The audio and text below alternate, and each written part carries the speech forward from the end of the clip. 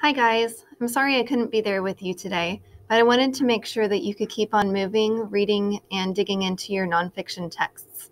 Today we're going to talk about how to take research notes dependent on the structure of the text. So if you take a look at your little mini anchor chart that the substitute gave you, one of the first ways to take notes is based on the text structure of description, and we use boxes and bullets for that. So with that text structure, you have a box with the main idea or the subtopic, if you're lucky and the author gives you that. And then you list supporting details that are specific to the main idea or subtopic that you claimed. You should have 3 to 5 if that is the way that you're going to take notes today.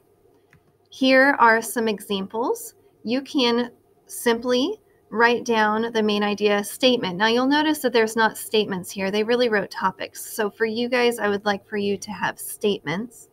And then you'll see that they have outlined the different details. On the top, it looks more like a web diagram, and on the bottom, it's more the boxes and bullets. I'm fine with either one. Here's another example of boxes and bullets for descriptive text structure. And you notice that I am pretty detailed here with the hashed details underneath the bullets. So making sure that you're giving 3 to 5 there. Now, if your text is sequential, which is also chronological, then you again put the main idea or subtopic at the top of your page, and then you list the different events, not every single event, but the main event, the main events in the story or in the text. So here are some examples. You are welcome to do what this student did and draw and then write about it. But I do hope that you also add the main idea statement. Remember, that's a statement, not a topic. And I hope that you are more descriptive if you do choose to draw. Here is another example. Once again, I hope you're more descriptive than this, but it shows the sequence or the chronological text structure. Another way that you can take notes based on the cause and effect text structure.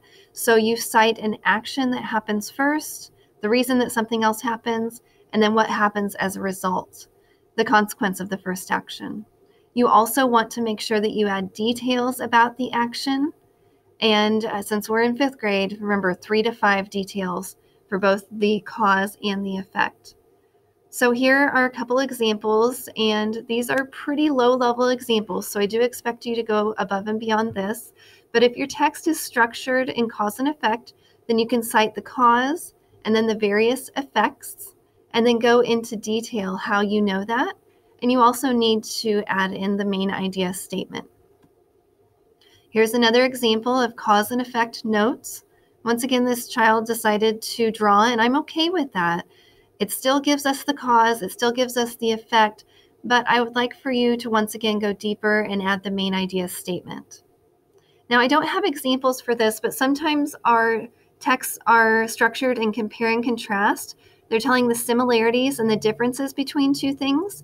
You can simply make a list like we have here on your little anchor chart, or you can also use a Venn diagram. That's absolutely fine.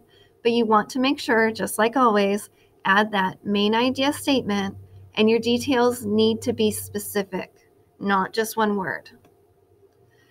A final way for our text to be structured can be problem and solution. So I don't have an example of this, but the same kind of thing. You cite the problem in a box, give specific details about the problem, cite the solution in a box, and give specific details about the solution. And once again, you'll need to have the main idea statement. So go ahead, choose a nonfiction text that is appropriately challenging for you, that you can read on your own. Open up to your next blank page in your reading journal and get started taking notes. I can't wait to see you tomorrow. Bye.